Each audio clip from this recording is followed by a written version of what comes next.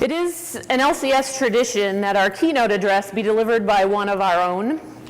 So this year is going to be no different. So it is my pleasure to introduce to you the Senior Vice President and Director of Senior Living Marketing and Sales, Liz Bush.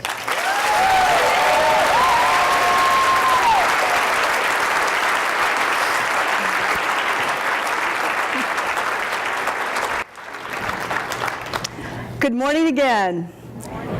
So I sent an email out on Saturday to that group that was just up here on stage, and in it I made the comment, I don't know that the participants of the conference realize how restorative you are to us.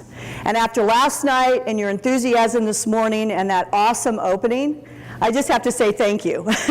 Truly thank you for what you give us. The Olympics is a really good theme for our conference. I'm a bit of a sports nut, and so I look forward to the Olympics. It's one of those things where I download the app, and I'm wanting to see where everybody is on the gold count, and see what records were broken, and turn the TV on to get the coverage as soon as I can. And it's a little bit addictive. I think it was some of the early reality TV, right? Without all the drama. Well, there's some drama. There's some drama. So with good drama. So, it's something that you admire. You look to those athletes and you think, wow, what are they accomplishing? And it's really going to be cool because we have as our speaker tomorrow, John Neighbor, who was a 1976 swimmer that won gold, phenomenal, won some character awards, and I think he'll share some tremendous insights with us. One of the things that I did as I was preparing for this presentation was thinking about what it takes to be an Olympic athlete.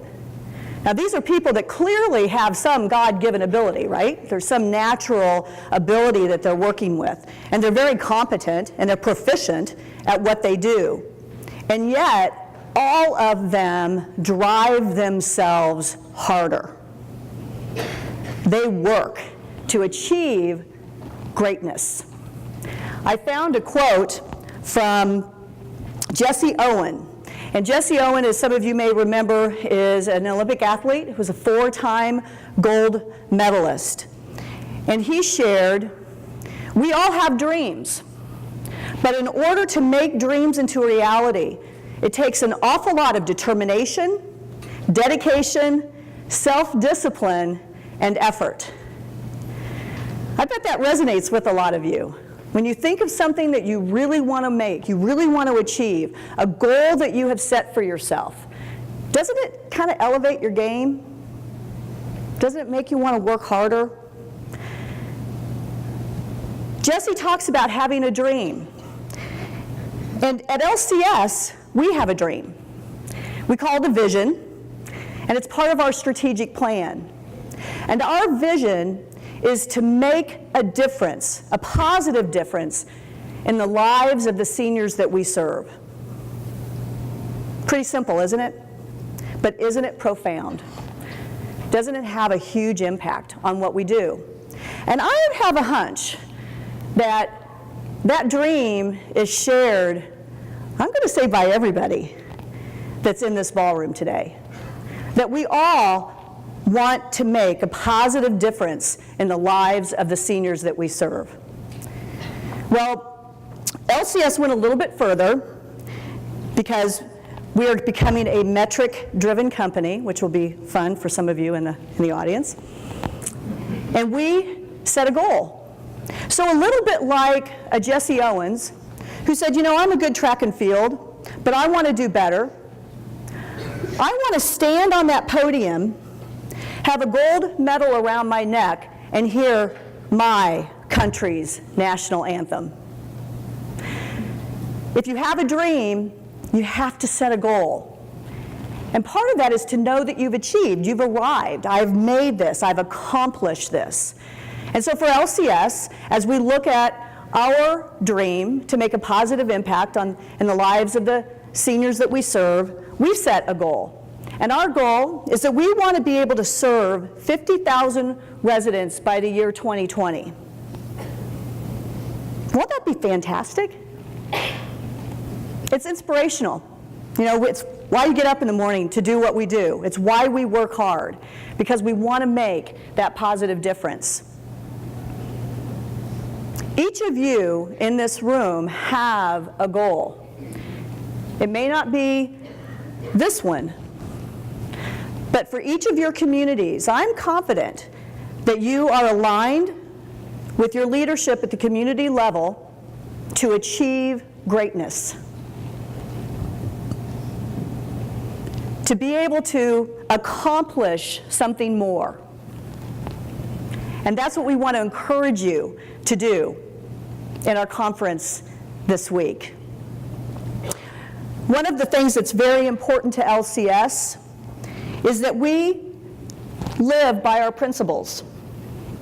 And so I want to share those principles with you so that you have a sense of the foundation that we have as we go about making our dream a reality. So first, we serve the customer first and foremost. We deal honestly and fairly with integrity and openness. We maintain a long-term perspective. We are diligent and we are persevering. We are interconnected and interdependent. And I'm thrilled with the response that we have to have all of the executive directors and administrators who have joined us at this conference so that we can really reinforce and work together to be united in achieving the greatness at your communities. That's what we want to do. In order to be able to achieve that greatness, and so let's reflect back on the Olympic spirit. Those Olympians don't achieve what they achieve just by their natural talents. They work hard, but part of that working hard is they are measured, they are timed, they are ranked, right? Every move they make. Track and field know that that race is going to be won or lost by how quickly they get out of the blocks. And so they practice it over and over and over till the muscle memory and their reaction time is just inbred into them. And then they do more. Then they start timing it so that they can tell if they're on their game or not. Well, we have metrics too. I love the opening video. I'm going to be able to improve my DSPIs so I can achieve greatness, right? And that's what those are for. We have direct sales performance indicators. We have leading indicators. Those alone are not what we're here to achieve. Jesse Owens didn't say, I want to have the best time. He said, I have a dream. And his dream was to achieve greatness. We have dreams to achieve greatness. And so we do need to practice. We need to embrace what we learn at Excel sales training, those behaviors, to really understand our prospective residents and their influencers and what's going to motivate them to consider your senior living community. You're going to need to give them personal attention and personal service so they understand how important they are to you, because they are. Because why? We want to make a positive difference in the lives of the seniors that we serve, every single one of them. Not some, not 50%, not 90%, 100%. And so we have to really focus on the individual. You know, a great story to help, I think, illustrate to me what it requires of these Olympic athletes to understand they are timed and ranked and measured over and over and over again so they know what to do at the right moment. So was it 2006 Beijing Olympics, Michael Phelps?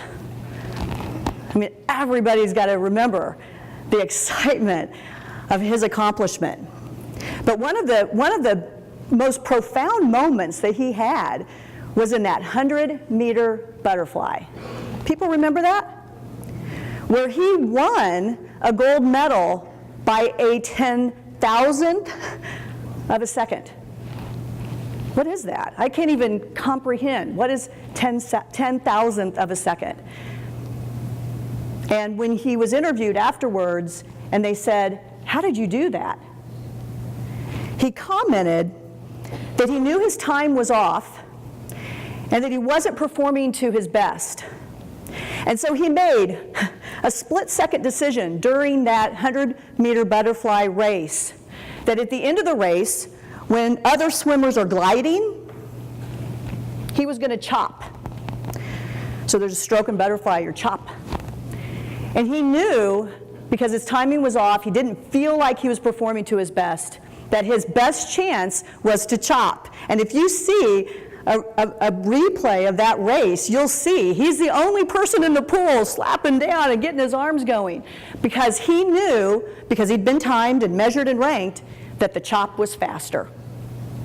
And if he could make up time, he was going to do it at that critical moment. And he hit the wall. He hit the wall first.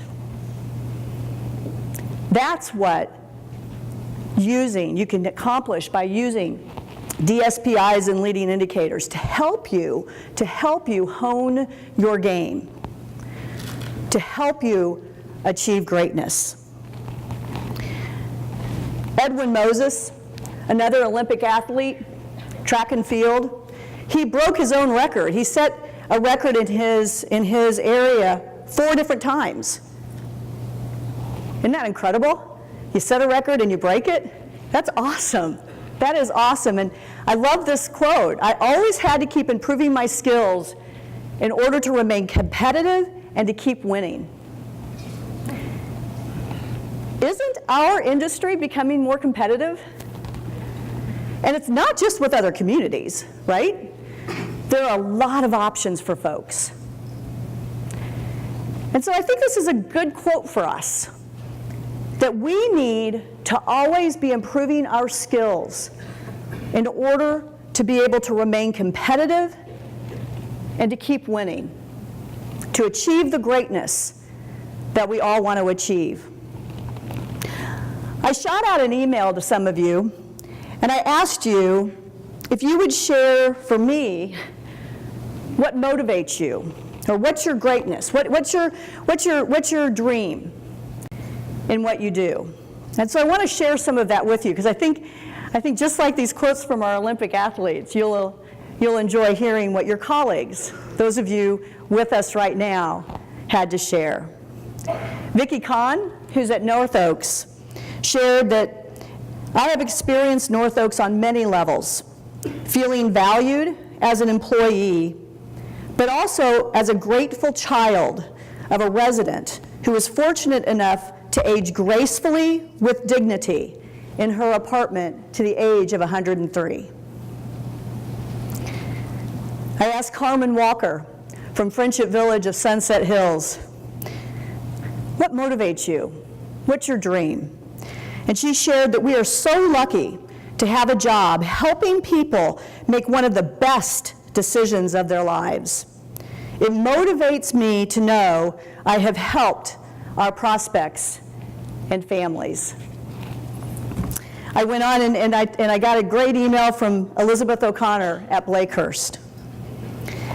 Knowing every day that I can open the door to someone to change a person's life is truly what gets me up in the morning. You've heard me say that our jobs equal that of a lifesaver. Each person that visits Blakehurst basically comes in to convince themselves that I don't need a place like this. Oh yeah. My motivation is to open the door to the possibility that they will change their mind. It is my responsibility, my job, and my duty to guide them along and put them on the path that will assure them with a more secure, healthy, and happy life. To sum it up, what motivates me is to motivate them. Elizabeth went on to say that my dream is to attract the next generation to come into our industry. There is an abundance of talent out there that need to be brought into this incredible field. I feel it is our obligation to pass the baton on so generations can come to continue to experience what LCS has built. And then I got some great feedback from Sarah Green from Marquette. I am motivated by serving my customers, which I consider to be our residents, their family, my fellow team members, and our board of directors. I get the biggest surge of energy and satisfaction each time my team and I make a sale. Yes, the commission is very nice. But even better is that I know I'm going to see that resident and they are going to be smiling and telling me how glad they are that they made the decision to move to Marquette. I truly feel that I am a part of something great and making a difference in the lives of others, seniors, and their families. She goes on to share that she owns the sales and occupancy numbers and feels the responsibility to ensure we get to where we need to be. Those results translate into financial stability for the community. Owning goals or results is a powerful motivator. Can we relate to that? Isn't that what we just talked about? Those Olympic athletes that set a dream, set a goal. The LCS dream to make a positive difference in the lives of the seniors that we serve. And the dreams and the vision and the objectives that each one of you have. And what's really cool is we are all aligned on that. One of the ways that LCS works through when they think about what's the right thing to do is we've created personas, avatars, of who are we serving when we talk about serving seniors. And so we've created some personalities to reflect the preferences, the interest, the motivation of our customer. We have Betty, and we have Linda. Betty, right now, is still largely our prospective resident. Linda represents that boomer generation that's kind of coming on the heels, right, of our prospective resident. But today we're going to talk about Linda as an influencer, so that we can understand what's important to Betty, what's important to Linda, and then be able to kind of personalize those behaviors that we're learning in Excel so that we apply those effectively, that we look back at our DSPIs and our leading indicators, and we can tell if we're making forward movement or where there's opportunity for improvement, so that we can achieve our greatness. One of the things that we did this past year was say we're going to write about Betty and Linda. And so two of our senior market research analysts, Randy Catron and Susie Knaedel, took on the challenge to write a story about Betty and about Linda. The really cool thing is they created a story based on fact. It's not anecdotal.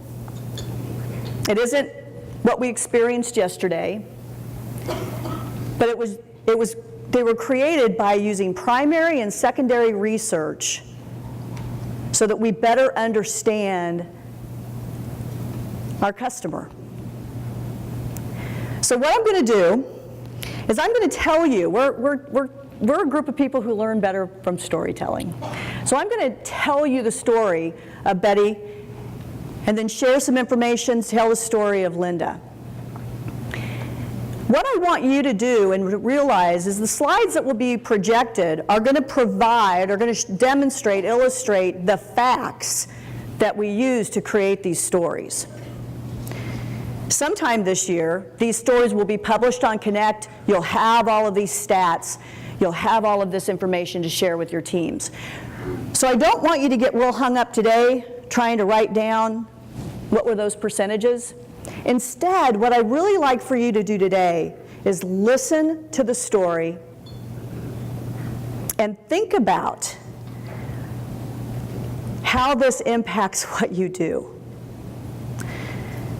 We have a lot of different community types here. We have a lot of different levels of care. And yet the thing that we have in common is that we are highly influenced by these ladies that are on the screen. So sit back and listen and take the notes of what can I do, what can I continue, what can I change so that I can be more effective with our customer. First, I'm going to start with Betty's story. Betty was born in 1934, and she is a member of the silent generation, that generation born during nearly a 20-year span from 1928 to 1945. Betty and her peers are currently between the ages of 71 and 88, and they represent the vast majority of residents that move into and live in our communities today. Betty is like others in her generation, and that's a generation that is largely financially secure. They are creative, and they are entrepreneurs. The silent generation, Betty and her friends, believe that activism is the responsibility of the people and not the government. And so therefore, they have historically been highly engaged with social reform movements, such as the civil rights and the Peace Corps. Betty was married in 1953, and with her husband, Robert, after he finished college, they bought a house. In 1956, their first child, Linda, was born.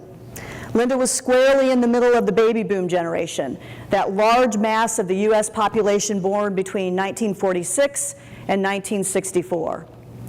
Linda, her sister, and two brothers grew up in a family where their father worked and their mother stayed at home with the children in the early years. Eventually, Betty, after long discussions with Robert, decided to rejoin the workforce, and she went back to work at the age of 38 when their youngest daughter was in elementary school. The children would take care of each other after school, with Linda taking the lead and seeing that chores and homework were finished up before the parents returned from work.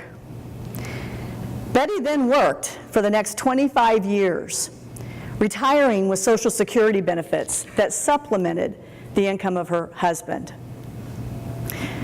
When both Robert and Betty retired, they focused their time on travel, friendships, family, and faith. With their 4 children married, their 7 grandchildren were a great source of joy and pride. Family gatherings were frequent, and many times Betty and Robert would watch over their grandchildren on school breaks and summer vacation, helping out while Linda and her sister and brothers built their careers. Betty found herself often wondering how they did it to have important careers and keep up with all those kids' activities. Both Betty and Robert knew that their kids appreciated how much they helped out with their grandchildren. Well, years later, Robert passed away at the age of 80, and Betty, at 75, turned toward her family for comfort, especially her grandchildren. Betty and her granddaughter Laura were great friends. They enjoyed shopping, sharing books, and Laura enjoyed catching up with her grandmother, mostly by phone, to to update her on school, dating, cheerleading, and dance. Pulling Betty into technology, they also used email to stay in touch. And occasionally, Laura would text her grandmother, to the great amusement of Betty and Linda. As Laura grew up, she began dating more and spending more time on the weekends with her friends. And she was concerned that her grandmother would get lonely. So as a surprise, Laura got Betty a dog for companionship on her 77th birthday. As Betty adjusted to widowhood, she devoted more time to volunteering as a way to spend time with her lifelong friends. It meant a great deal to Betty to feel productive, needed, and to have an opportunity to contribute back to the community in a meaningful way. However, over time, Betty found herself being inconvenienced and a little bit limited in her lifestyle. She found that her gradual loss of hearing made noisy places uncomfortable. As Betty became more timid about navigating through traffic, she avoided interstates and crowded parking lots. And then she depended more and more on Linda to help her run errands or bring her all those bulk items from Costco. Finally, Linda's husband, Jim, helped Betty move her bedroom to the first floor of her 2-story home, although she still had to cope with those basement stairs in order to do laundry. Betty's best friend from high school, Virginia, lived in a continuing care retirement community nearby. So as Betty neared 81 years of age, she thought that might make sense for her too. The idea of spending time with Virginia, having transportation available to stay involved with the symphony concerts and going out to eat, and always being able to find a foursome for bridge, began to hold great appeal to Betty. Betty respected her oldest daughter's opinions, and she did ask Linda if she would visit the community with her. But Betty made it perfectly clear it would ultimately be her decision to make. Betty attended events and lunches as a way to get to know other residents and get a feel for the lifestyle. What actually tipped the scales favorably for Betty, as she learned more about what a CCRC offered, was that she ultimately wanted to live someplace that took as good of care of the community as she and Robert had taken of their home for all those years. She grew up at a time where that reflected values and character. She grew to appreciate that there was skilled nursing at the community, so if she ever needed to use it, she could still be near her friends and the people that she knew.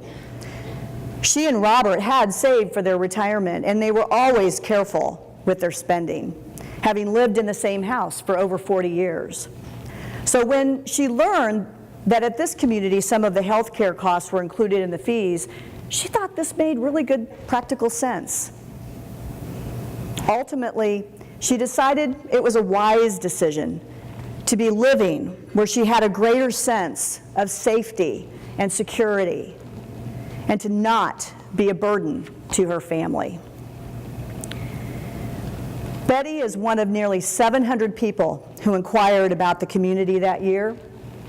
It took her 12 months to evaluate her options, during which she was in regular contact with the sales counselor. And because Betty is online, thanks to Laura, there were even a couple of email exchanges as well. Betty learned a lot about the community and the people who lived and worked there by attending a number of open house events, and also had lunch several times with Virginia. Eventually, it was during one of those events, a seminar on the value of life care, that Betty decided to select an apartment and make a reservation. To Betty's great amazement, once the decision was made, the pieces came together well, and while working with a move management company recommended by the community, she actually moved in just about 2 months after placing her deposit. Does that sound familiar to some of you? That's Betty. And that's who many of us work with, who we have as a customer to help her make a decision to move into a senior living community. Personally, it reminds me a lot of the journey that my family went through when my parents decided to move into Greenwood Village South, where they still live today. The silent generation shaped our world as we know it.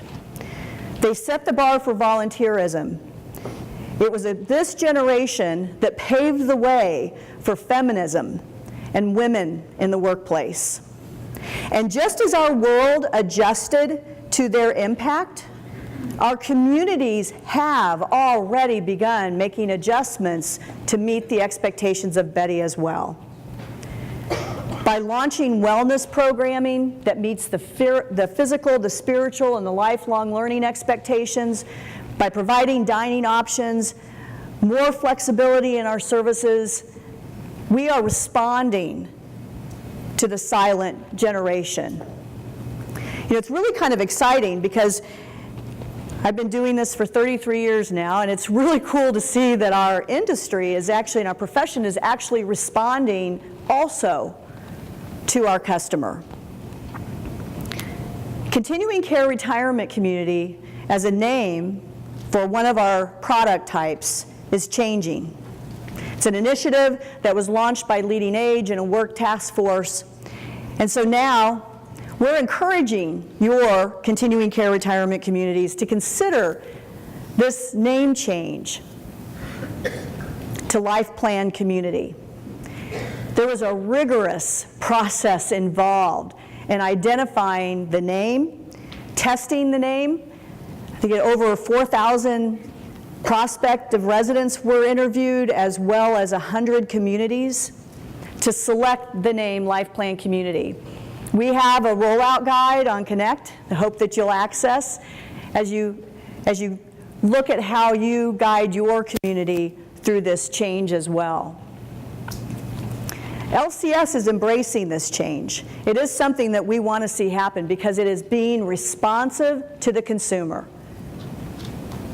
It's a way to make a positive difference in the lives of the seniors that we serve. I think the quote that I heard from a focus group that just really resonated with me, and I was sold. I had a reporter ask me if I liked the term Life Plan Community. My response was, I'm not sure that's relevant. What's relevant is, in the focus groups, there were people who said, that will make me want to learn more.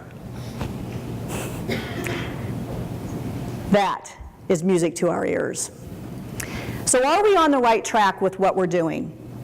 We know that we are. We're going to reflect a little bit on a 2011 Next Gen study that was done. These are the findings from the children of residents who live in a senior living community now. And what was important to them? A community that promotes wellness, healthy living, a community that offers a la carte services, one that's located conveniently near the things they like to do, that provides transportation services, that provides access to technology, and provides fitness and workout centers. One that allows residents to age in place through a continuum of care. And lastly, one that has a variety of dining venues. So a lot of communities, right, that are represented here have started to make this change. I think sometimes we ask ourselves now, are we doing changes that will appeal to this next generation of boomers? And it's important to remember, boomers are turning 70. They're not that far away from us. And what we learned through this study is that the things that are important to the boomers relate to a location that is near activity, one that provides access to education, one that connects residents with volunteer opportunities, and assists residents in finding ways to integrate with the surrounding community. So what is that telling us? We could take that very literally and try to solve for those things, and I'm sure that many of you are.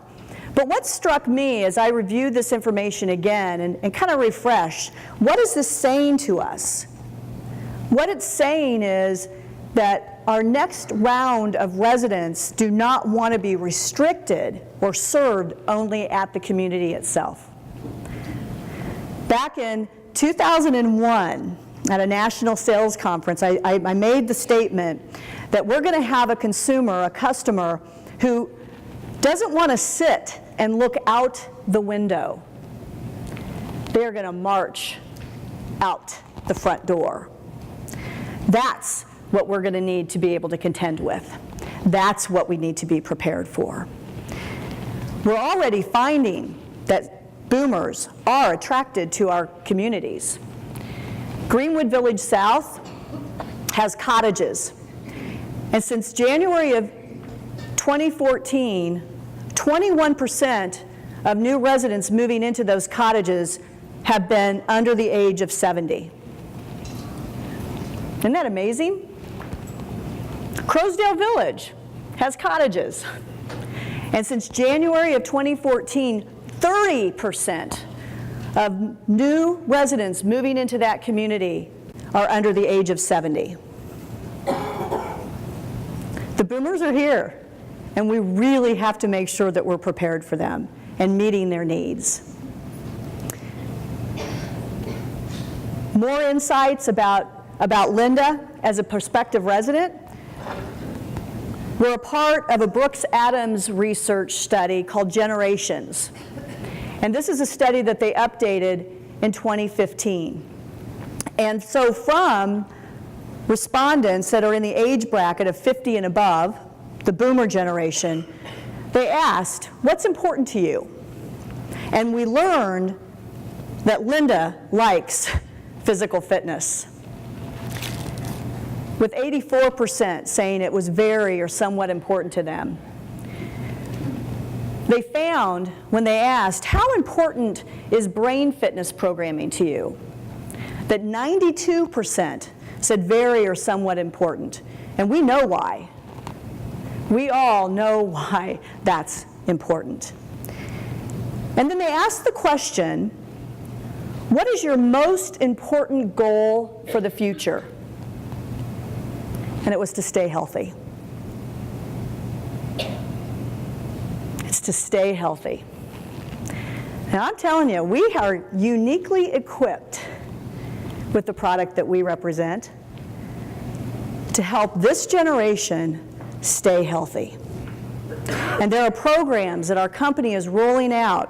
One of them that I think you'll hear about that I'm very, very excited about is a Health Services Navigator program that will really be a part of communities to be able to help someone stay as healthy as they possibly can and kind of avoid that institutionalized care that none of us want. That's going to have a big impact on our profession. How else is our profession changing? Well, one of the ways is, again, some advocacy that's happening even within our profession that benefits us all. And that is an initiative by the American Senior Housing Association called Where You Live Matters. And if you have not gone online and checked whereyouLiveMatters.org, I strongly encourage you to do that. It's a great website to share with anybody that you're talking about. It's it's our Got Milk, right? It's our Got Milk campaign. And it's finally happened. Very, very good content, very good resource. So I encourage you to take advantage of the tools that are on whereyouliveMatters.org. LCS is also involved with some initiatives related to providing tools and content that will help you in what you do. And in late May, we will be launching content through our website that's designed for consumers that you'll be able to tap into and share in your social media feeds also. Again, looking for those additional ways that we can connect with our consumer, connect with our customer, provide relevant information, helpful information, so that we can achieve our goal. We're also beginning to learn about Betty's expectations. And what's really interesting with Linda's story that I'm going to share with you is we're going to talk about Linda as that adult-child influencer. Because the reality is, while Linda's starting to maybe look at some of our independent living community opportunities, Linda's been with us. Linda has been with us in a big way. And she's with us as the adult-child influencer for Betty. So let me share with you the second flip book that we'll be publishing this year about Linda. Linda is married, and she has 2 children. She was born in 1956, and she's 60 years old. Linda is a boomer, like others whose age ranges from 52 to 69. Both Linda and her husband Jim are still working in careers that they have built for over 40 years. Together, they make over $100,000 annually. Linda's mom, Betty, moved to a life plan community about 5 years ago. Her mother-in-law, Dorothy, is slightly older than Betty and had always planned instead to move to a condo someday. But now, with Dorothy's health declining, Jim and Linda are offsetting the high cost of home care by providing more and more assistance themselves. As a caregiver, Linda finds that she is helping Dorothy with some of the things that she was doing for her mom, Betty. But Linda and Jim are finding that with Dorothy, their assistance now includes going to her medical appointments and helping to manage her finances. They routinely provide meals or take over frozen leftovers from their own family dinners. And they are growing more and more concerned about how well Dorothy is managing her medications. So Linda has joined others in her generation searching out senior living options for a family member. In fact, the influencer with the greatest involvement in the senior living decision is boomer generation women. A 2015 Caring.com study says that children of prospective residents are involved in their parents' transition 7 out of 10 times. And that 3/4 of the time, it's the adult daughter that's helping lead that decision for the family member. At LCS, we can verify that trend. A sampling of contact types in the LCS C3 Leads database supports this, finding that 6 out of 10 contacts are listed as the daughter. Linda is someone that we are working with every single day. So how does Linda, who is married, who's working full-time at a career that she's built for 40 years, who's helping her kids and grandkids while providing care for her mother-in-law, how does she investigate her options? Linda does what we all do now. Linda goes online. We know that 83% of boomers from a Google study go on the internet for education topics. Linda is like others in her generation, that 4 out of 5 times when Linda wants information, she will use the internet to learn about a topic of interest. Other sources state that this web-first approach to find information about senior living communities was used 70% of the time. So, at 7:30 one evening, Linda powered up her laptop and started her search for Dorothy's options by going to Google and typing in the keyword phrase, senior living communities. Once Google provided the search results, Linda clicked on a couple of referral site links. She registered with 2 of them in order to obtain a list of local options. Because of their prompt response, Linda also looked to these online referral agencies for education, tips, and resources. That same evening, Linda talked to online advisors who were available, and she received preliminary information through email. She visited community websites, and she checked out some Facebook pages. Linda particularly liked the cost comparison and the needs assessment tools that she found on some websites.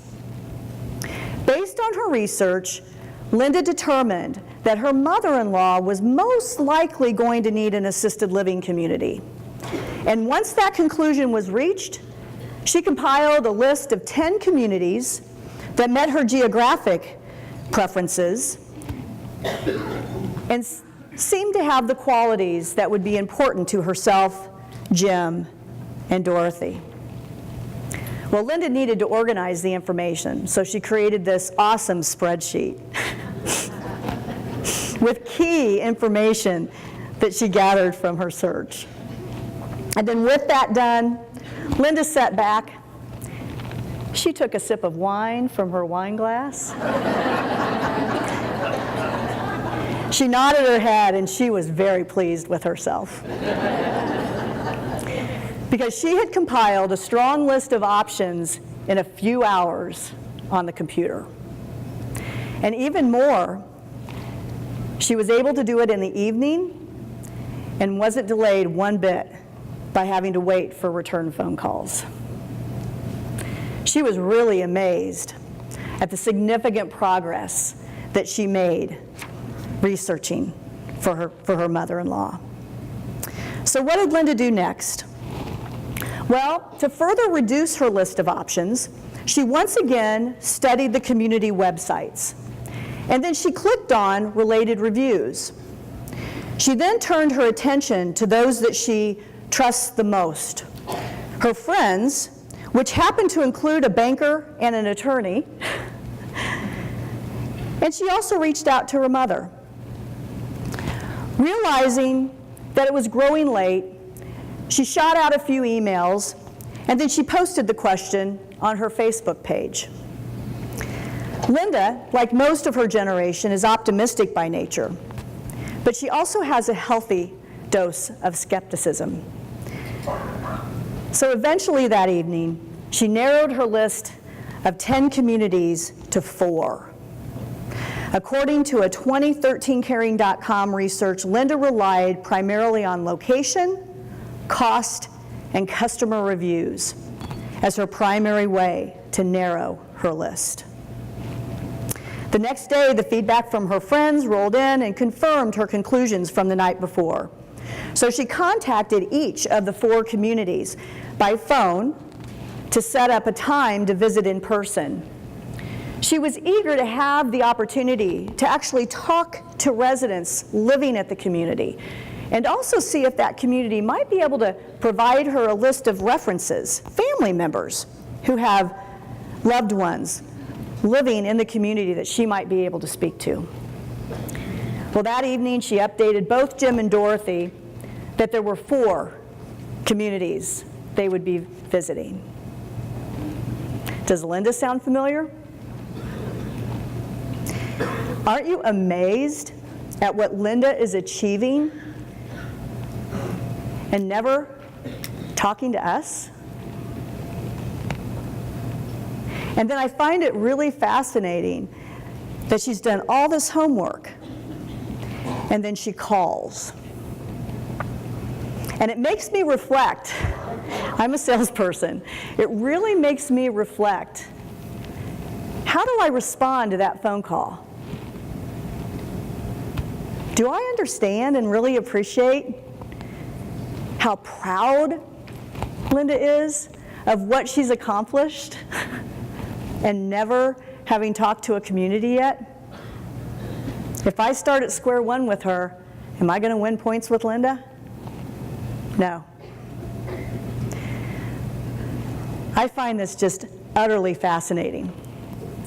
And Linda is a disruption to us. Linda's a disruption to how most of us in this room have done business for a very long time.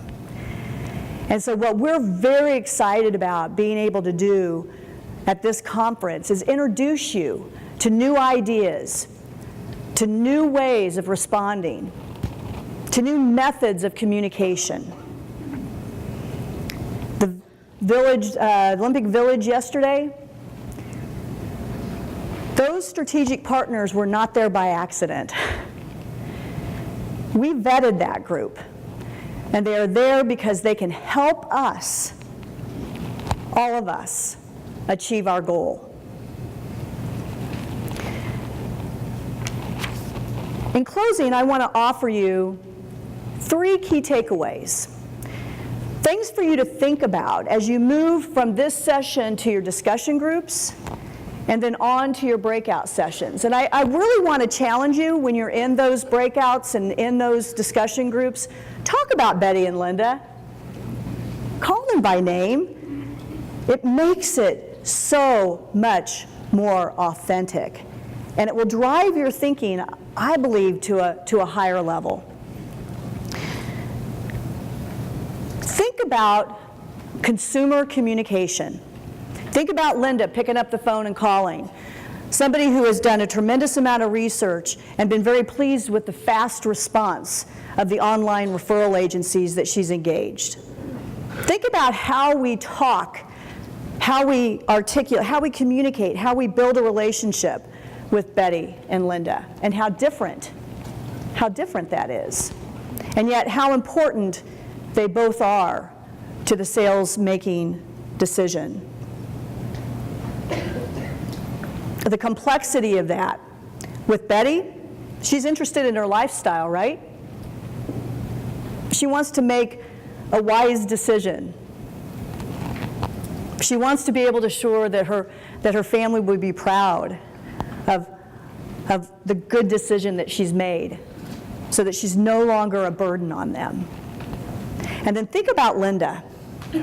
What does Linda want to know? At the end of the day, Linda wants to know, can she trust us? And we are the people in this room that need to let her know that she can. And then think about your quality of engagement. Think about how you engage and talk and interact with Linda and Betty. Think about your Excel sales training. Think about your website. Think about the online resources that you have. Take a look at your Facebook page. How are you advancing engagement with Betty and Linda? You know, we started out talking about having a dream. And at LCS, our dream is to make a positive difference in the lives of seniors that we serve. And our goal, our target is to serve 50,000 resident seniors by the year 2020. I know that every one of you in this ballroom have a goal, have a dream, have something that you want to accomplish. And we are here to work with you. We want to be united with you so that you achieve your dreams. Together, we can achieve greatness.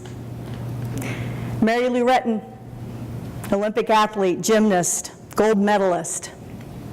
Each of us have a fire in our hearts for something. It is our goal in life to find it and keep it lit. Thank you.